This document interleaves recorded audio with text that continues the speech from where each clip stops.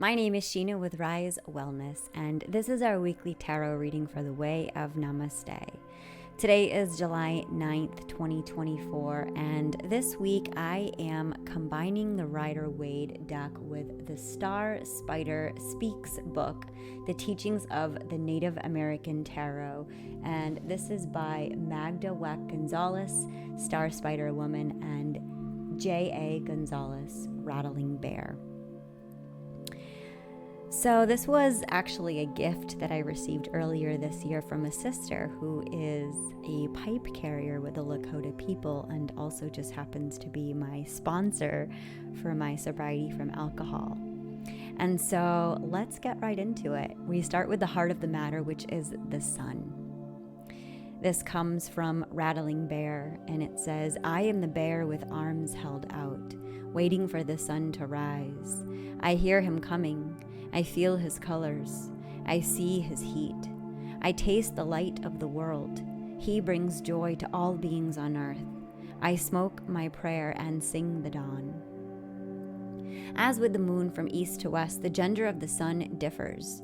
Generally, from the Atlantic Algonquins to the Pauto of the Rockies, the sun is masculine. From the Inuit of Alaska to the California natives, the sun is feminine. Ti Cho, the sun sat. You are my children. I am your mother. I will make light. I will shine for you. Yuki, traditional prayer. Whether male or female, when the sun appears in a reading, its splendor, triumph, success, health, wealth, and overabundant joy. Its influence, its radius, spills over and shines on all the cards around it.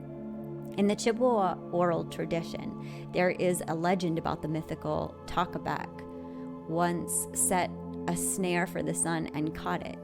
There was darkness for a night and a day and a night, until the trickster mouse went up and released the sun. Thus, the Chippewa do not take it for granted that day after day the sun will rise, nor are they singular in their outlook.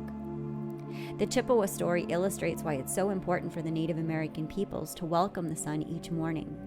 People with an oral tradition have a conglomerate memory superior to the memory of a culture that must educate its people to read and write. Because they remember, Native Americans pray to the sun every morning or noon, each in his own way. The world does not remain the same. It's cyclical, ever mutable, inconsistent, variable, and unstable and uncertain. The Mayans and the Aztecs were highly aware of this. The Aztecs, like the Egyptians, laid their life cycles astronomically, with the sun dominating their science and worldview. The Aztec cosmos were patterned after the Mayan. With accurate knowledges of solstices, equinoxes, eclipses, and other celestial events, their calendar stone was more accurate than the European calendar, even after the Gregorian reforms. This card suggests the possibility of enlightenment and happiness because of it. You are a special child, sent to Earth to teach much needed lessons to the clans. The sun is seen to represent happiness of all kinds, material, emotional, creative freedom. We see it as success as well, with the help from friends. And we see the children who play under the sun as special, as sacred. The next card, which is coming up, is the challenge. And this is in the native teachings called the Weaver. In the Rider Deck Wave tarot, it would be temperance. I'm going to go ahead and read the entire passage of this, as this is our opportunity to learn, or our challenge this week. The most essential elements of medicine power are 1. The vision quest, with its emphasis on self-denial and spiritual discipline, extended to a lifelong pursuit of wisdom of body and soul.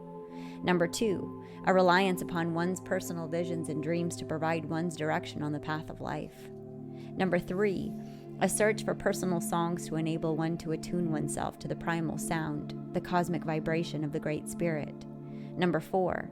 A belief in the total partnership with the world of spirits and the ability to make personal contact with grandfathers and grandmothers who have changed planes of existence. 5. The possession of a non-linear time sense. 6. A receptivity to the evidence that the essence of the Great Spirit may be found in everything.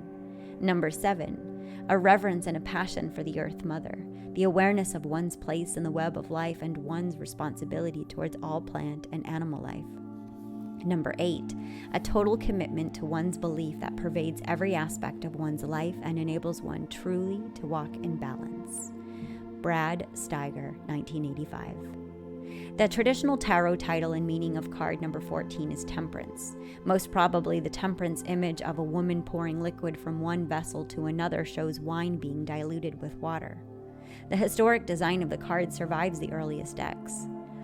The medieval water woman represents the virtue, temperance, which the dictionary defines as moderation or self-restraint, one of the stoic lessons the fool must learn. The Fool has been introduced to the 4 moral lessons that are strewn throughout the higher arcana: justice, fortitude or strength, prudence, now the Wheel of Fortune or the Medicine Wheel, and temperance, the Weaver. The Latin orator Cicero called these lessons the 4 great cornerstones of virtue, with virtue defined as a mental habit harmonious with reason and the natural order of things. One of the 4 virtues, temperance, equates with water, although it resembles the air sign Aquarius, who is a water bearer. We have changed the title of the card to the Weaver, but accept the title Temperance with an alternative meaning, that is, tempering as with steel. The 2nd century Gnostic Marcos celebrated the Eucharist using 2 chalices instead of 1, mixing water with wine. Use of 2 chalices differentiated Valentian Christianity from other groups and was a remnant of the rites of Dionysus. Changing water into wine, according to Leland in Arcadia, the Gospel of the Witches, was a gift granted to witches by Diana. It was an alchemical concept, like changing lead into gold. Carl Jung noted that the most alchemical tracts can be read as psychology as well as chemistry. The application to temperance is the most exciting in an internal process of self-adjustment rather than an adjustment by external forces or persons, as with 13 Death. The Greeks believed that the Fates were weavers who directed each person's destiny. The 3 strange goddesses who wove each human life are known as the Mori. Fate can also mean fairy or enchantress, as in the Latinized Fata Morgana. However, Moira means portion, and according to Orphic tradition, the 3 portions are the 3 faces of the moon herself.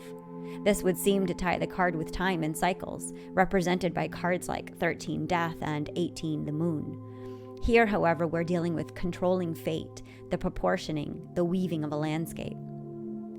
In Anglo-Saxon literature, fate is woven. Latin destino, destiny, means that which is woven or fixed with cords and threads. Fate is bound to happen, just as the spells of fairy women were binding. Walker, 1983. Simple horse sense. Temperance represents the weaving of the essential elements of medicine power with a lifestyle that's conducive to well-being. The nature of the shamanic journey at this point indicates the need for an escape route formed, woven, blazed, conjured by the initiate. One must adjust internally and leave a link to this reality in order to return at will. Further, the knowledge and teaching must be used in such a way that the link is stable and cannot be broken, except, of course, by one's own free will. The initiate can't be like Hansel and Gretel, who could not find their way home after their trail of breadcrumbs were eaten by birds. In the final analysis, for even a rudimentary understanding of shamanism, we must really listen to the Wakasa Wakin, the spirit speakers, the shaman. We must hear their stories. They are the weavers of the real and the unreal, the ordinary and the non-ordinary, the regular state and the altered states of being, the world we live in and the images we perceive. Perfection, paradise, magic, and myth are fantasy words to some people. To a shaman, their existence is part of an existential potential, here and now. The shaman tells us of possibilities. Personally, this means that you have the power to weave your own present and future. A pattern is set with each decision you make, but you can change that pattern at any time. Every moment we live, we make a decision, and each decision is like another strand added to your personal tapestry.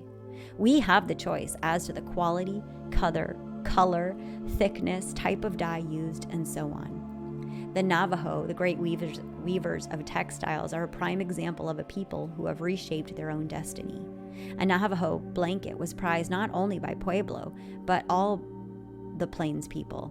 It was bold, spontaneous, and varied in design, yet simple, strong, and so traditional that its origin could be identified at a glance. On this canvas was woven the entire history of the Navajo, who came to the land of the Pueblo from the northern lands, probably from what is now Canada. From Hopi men, Navajo women learned to make pure white, blue and black striped, loosely woven blankets.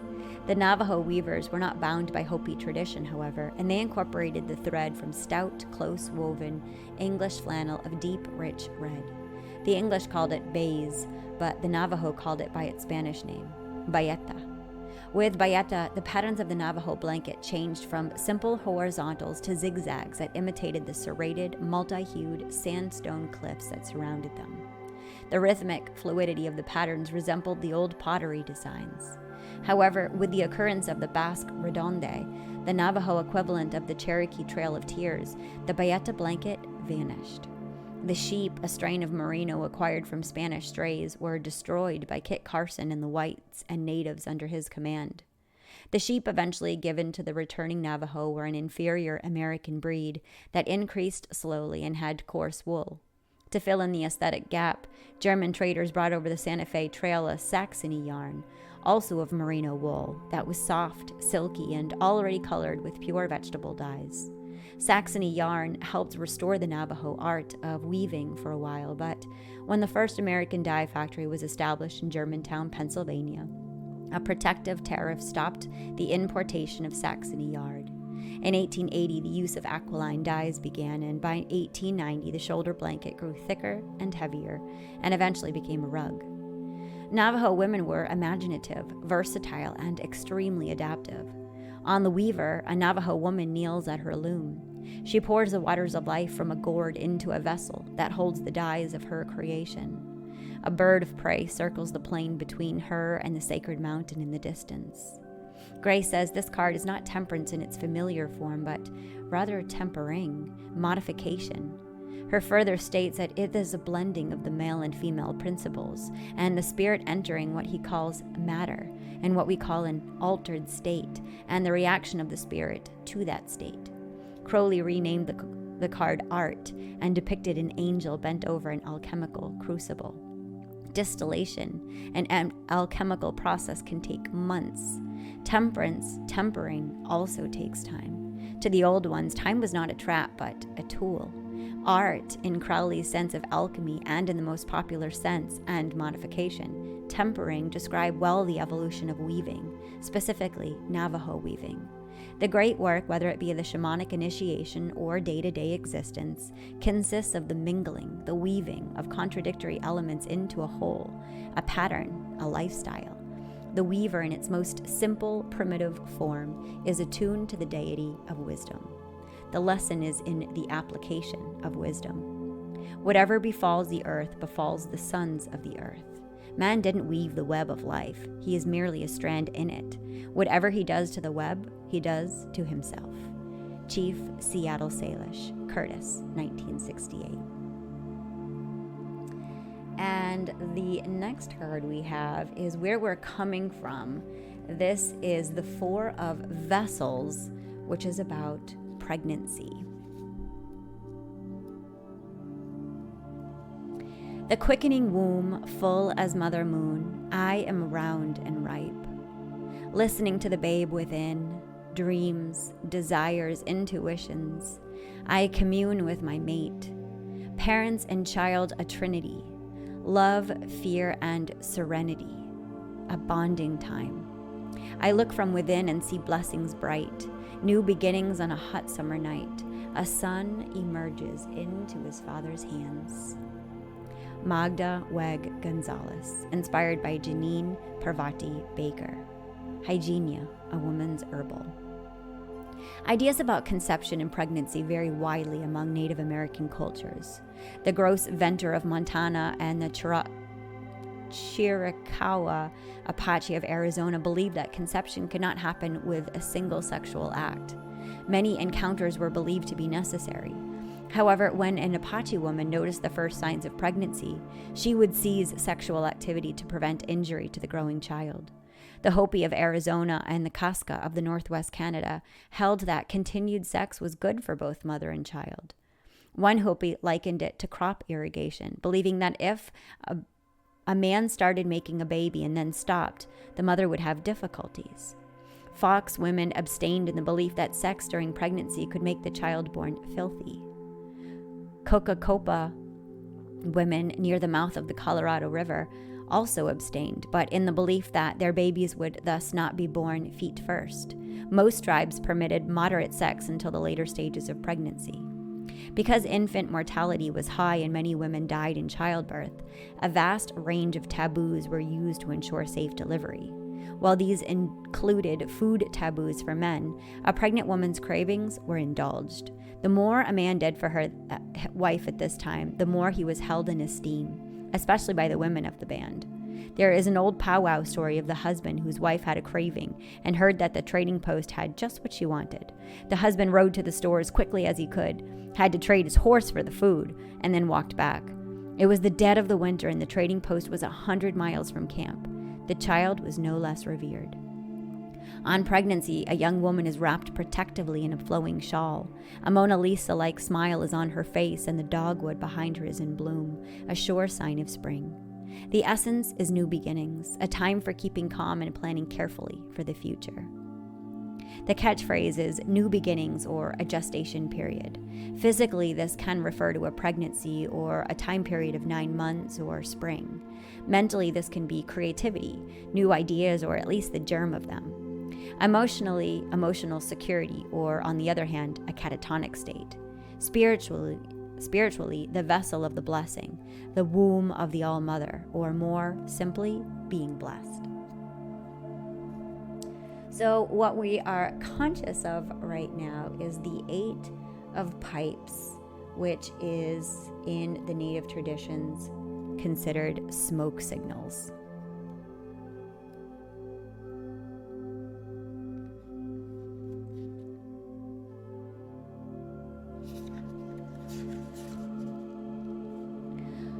Once, when out acting as a hunting guide, an Indian had lost his direction home. The white man with him said, "You're lost, chief."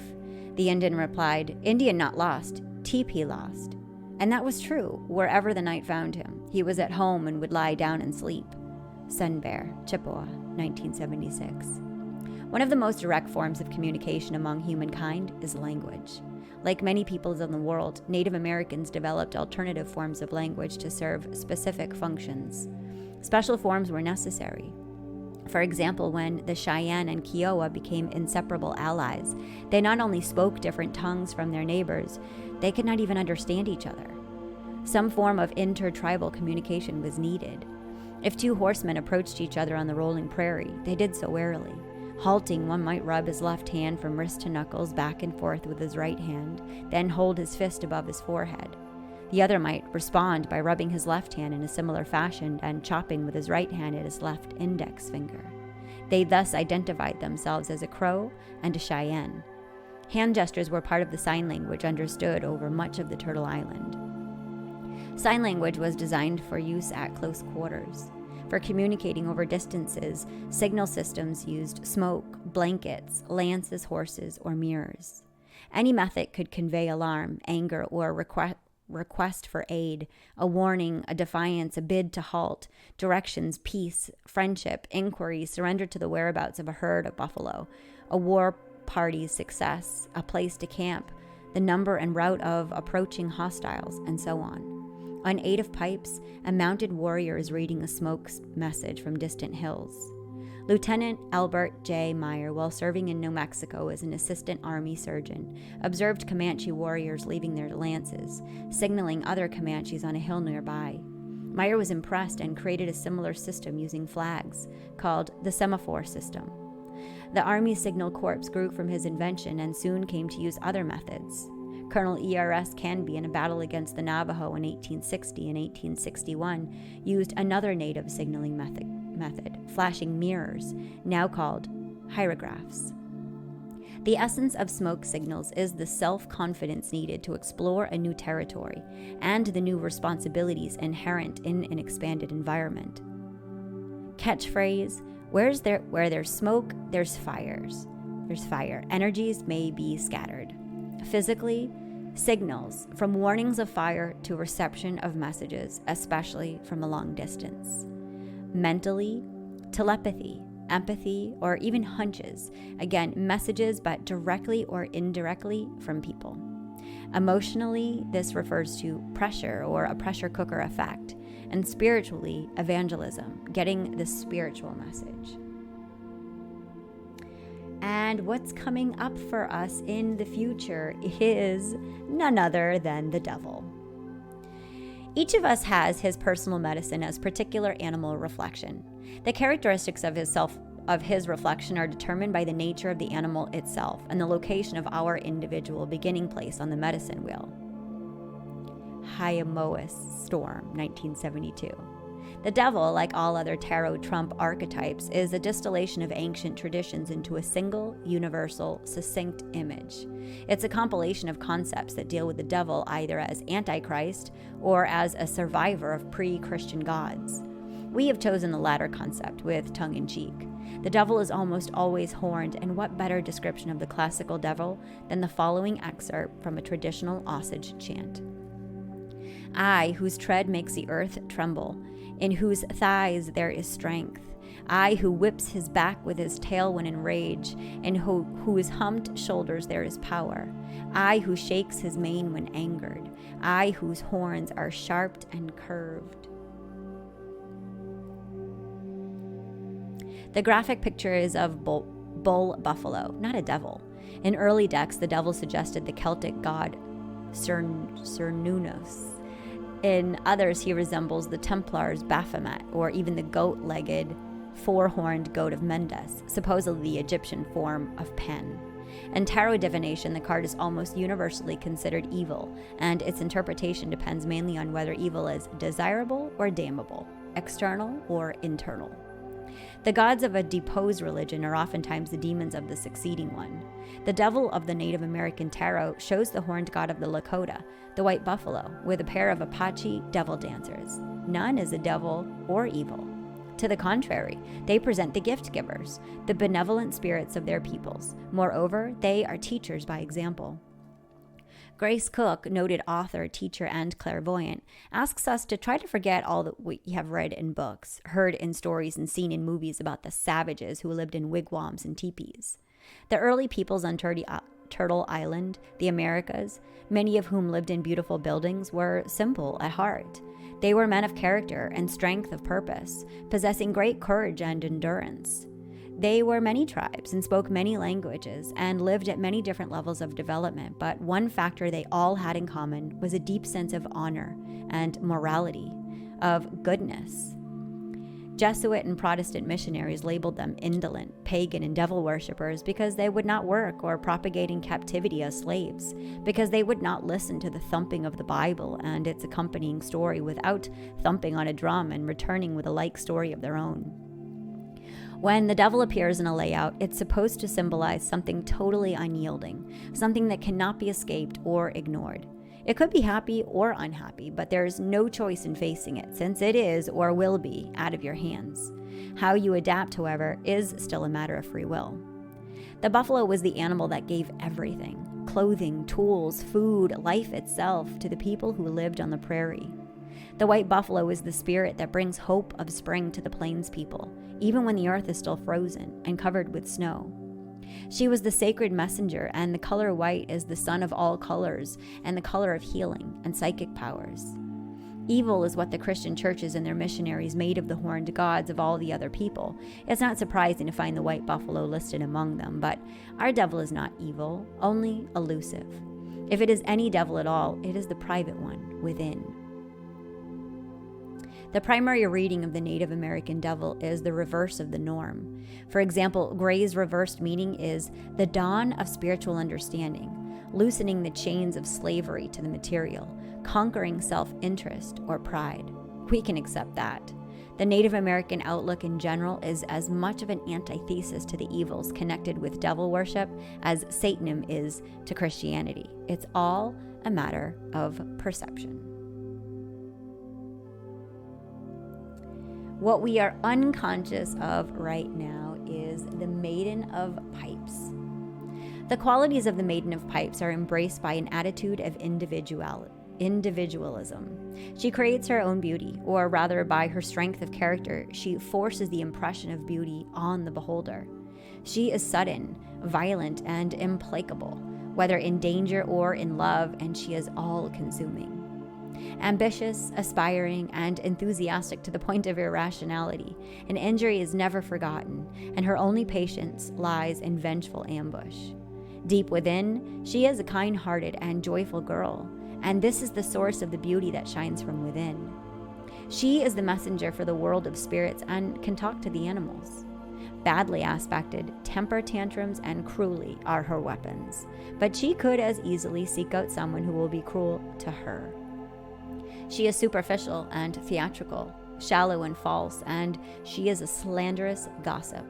Even when it's apparent to the most casual observer that's just moody, she's totally self-centered and believes entirely in herself and her motivations.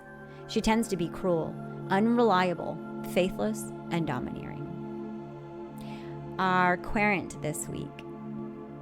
There is no chance to defend oneself when one is stabbed in the back, literally as on the 10 of blades, or figuratively as were the Native Americans time and time again in the name of policy and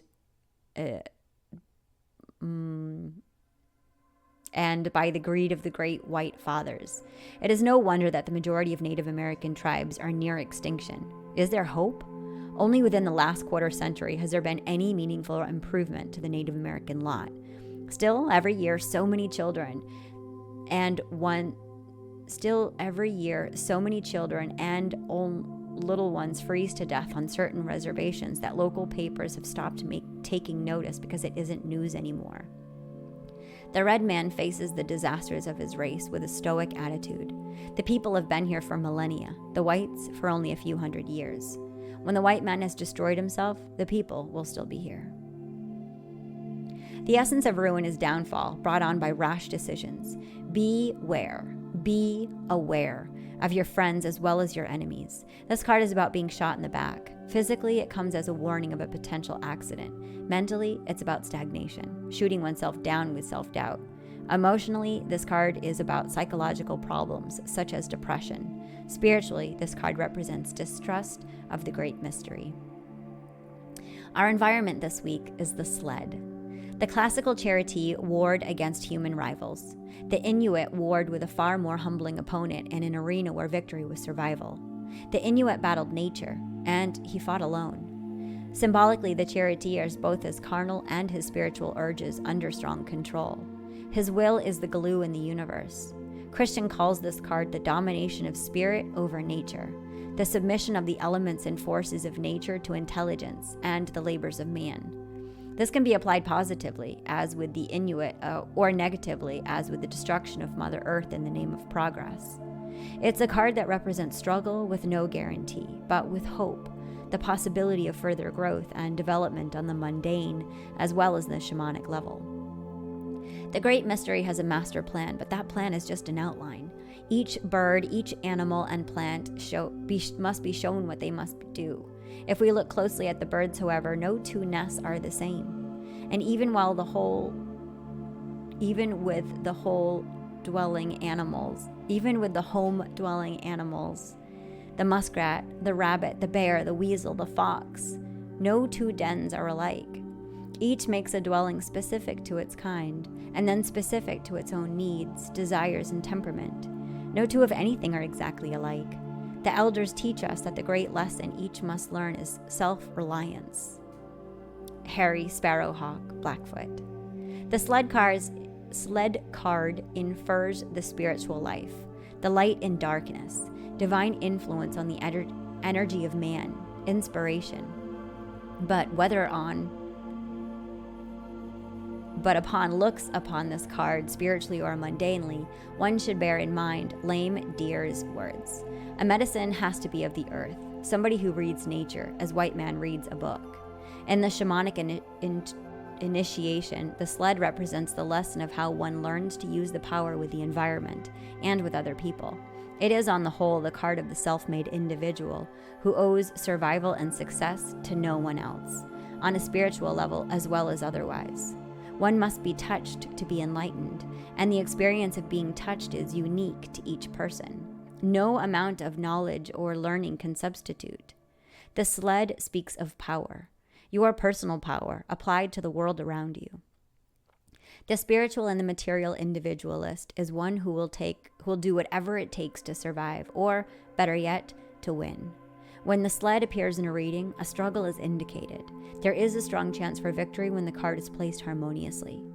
Alternatively, defeat, withdrawal, or injury is possible. But there is a chance of win. Hopes and fears this week is the moon. The moon is the second heavenly persona after the sun who faces the shamanic initiate. The moon is on the brink of important change, the threshold of life, the threshold of death. All is doubtful, all is mysterious, all is intoxicating. How splendid the adventure. The moon represents the states of consciousness prior to full control. It is then the unconscious or subconscious and intuition or vision as opposed to intellect. Learning to control these states is part of the shamanic journey. The moon is the guide who shows the way home, just as the trail of the wolf shows the way to water. It's the beacon, the light, the path in the darkness. It also indicates time, more specifically time in the sense of 1 month, 1 cycle, or 1 season. The warning is that because the moon deals with the subconscious, she deals with illusion as well. The moon is the most universal of all planets, for everything created waxes and wanes, lives and dies. In her highest aspect, she links the human with the divine. In her lowest, she is the waning moon, the witch's moon, the climax in substance with all the higher realms, all the higher forms.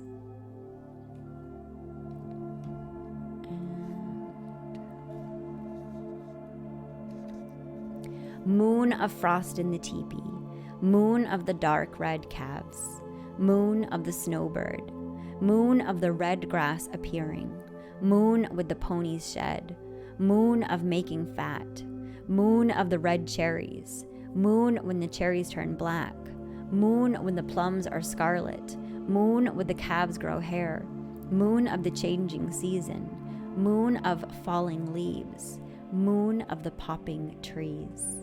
Ogla, Lakota moons, an unpublished note from J.A. Gonzalez. Many moons ago, the wolves inhabited a world of peace where living in harmony was their way of life. During the time that Grandmother Moon smiled upon her animal creatures, the wolves gathered to honor her round, beaming face. 2 leaders of each wolf pack, the dominant male and female, climbed to the highest place in their area to alert all the wolves of this great chanting ceremony. While standing in the moonlight, their bodies casting forms against the sky, the male raised his head to sing in praise and thanksgiving. His voice carried the message into the night that it was the chanting time for all the wolves.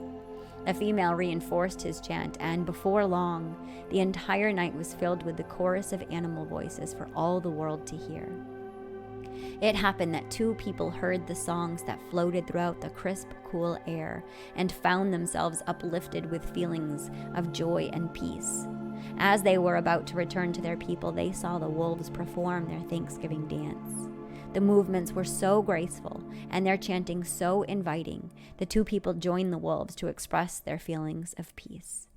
To this day, when Grandmother Moon smiles upon her animal creatures, the 2 leaders of each pack climb to the highest point in their area to alert the other wolves it is time to chant and dance of peace. Twyla Nitch, Seneca, 1984. And the outcome, the last card to sum it all up this week, is the Knight of Wands, which here in the native tradition is the warrior of pipes. War song. Hear me, raven, hear me, hawk, hear me, birds of war. I prepare for you a feast. I pray for the seed of your wings. I pray for the strength of your talons. I gather my warriors. I follow your lead. My breast has bled in battle. My chest still bears its fighting scars. The mountains echo my battle cry. For life, I strike. J.A. Gonzalez, Rattling Bear. Traditionally, anthropologists characterize the warfare of the Plains nations as an exhausting, all-consuming game. It was more than a game, however. At stake were lives, goods, and honor. Generally, conflicts were limited to small groups and had less than decisive results. The horse made possible the long-distance mode of warfare, specialized methods of bison hunting, and subsequently heightened competition for active hunting grounds. The displacement of East Woodland nations and the expansionist policies of the United States also added competition, and thus there were more grounds for conflict. The French, Spanish, British, and Americans used the tension to weaken Native Americans as a whole, pitting nation against nation. It would seem that the basic cause of Plains warfare then was not recreational but economic. A way of life was threatened. One tribe, however, has consistently been documented as being bloodthirsty. Its members has probably killed more whites in proportion to its number than any other nation. The Southern Plains hosted no people more warlike than the Kiowa. The Kiowa were the smallest of the 5 nations of the Medicine Lodge Treaty signing in 1867. The Cheyenne, Comanche, Apache, and Arapaho nations had far greater numbers. But there was a skulking deadlines about a Kiowa that made him more dangerous than any other Plains fighting man. Their temperament did not make them immune to the wrath of the U.S. government, but the adaptable Kiowa gave in to any demands made. They signed any treaty, whatever it proposed, then at the first chance went to war again. They exponentially surrendered year after year to winter with a guarantee of food and warmth, only to slip away in the spring to begin anew.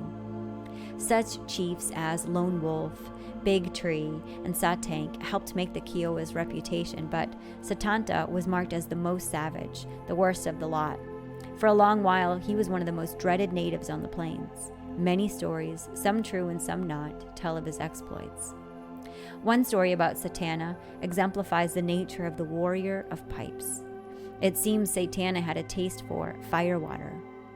Once at Fort Dodge, after having stayed long enough to wear out his welcome, he went around begging the staff. All he got were the opportunities to steal 2 bottles. He drank about half of each and got deathly ill.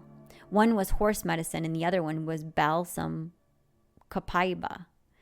Early the next morning, he and his band left, but before crossing the Arkansas River, they burned all the hay stacked opposite the fort in retaliation for Satanta being poisoned. The warrior of pipes is a Kiowa warrior mounted on a stolen soldier pony. A war pipe hangs from his belt. A peace pipe is trampled by the pony's hooves. A torch in the warrior's hand, and he rides the parched and variegated plain in defiance of every blaze of the sun. He wears a necklace of the teeth of his totem animal, and his face is painted for war. The essence of the warrior of pipes is activity, generosity, fierceness, impetuousness, pride, impulsiveness, and unpredictability. This youngster is born a traveling man, a game player, but he gives fair warning that he's only playing. He is a lover as well as a fighter. He can also be a comedian or an entertainer with great success in show business. Badly aspected, he can be a Casanova or a religious fanatic. He is self-destructive with a bent toward evil-mindedness, cruelty, ruthlessness, bigotry, and brutality. He is a rebel with no means of modifying himself or adjusting to circumstances. At first effort, failure leaves him without resources or alternatives. Well, it's a lot of words. It's a lot of things to come at us this week, and I think what we can take away from this is temperament, as we are the medicine people, and we are here now to live in harmony with each other and with the elements. It's when we come out of balance with the elements that we come out of harmony with our true nature. And in that time, we feel the limitation or the constriction or some way separate and then in a competition with the other. But this card, this week, this reading invites us to have control over our emotions so that we're not reacting to life, but we are responding with care, listening to the needs of the environment and responding there. If the needs of the environment right now say leave, go, then listen. And if the needs of the environment of your environment say stay, build sanctuary here, create a life here, then start there. We're in Cancer season and we are all about reparenting ourselves. And it starts with creating sanctuary within the temples of our hearts so that everything around us can feel like home, can feel safe, can feel balanced and equal, harmonious and peaceful. This week, may you find the peace of this Cancer season so that we are deeply feeling and responding to how we feel in a way that takes great care for our well-being. Maybe that means saying no to some commitments and staying home and recalibrating and connecting with nature. Maybe that means connecting with nature in a group, bringing people to a ceremonious place to connect in nature. However this reading unfolds for you, I'm sending you so much love and peace. Namaste.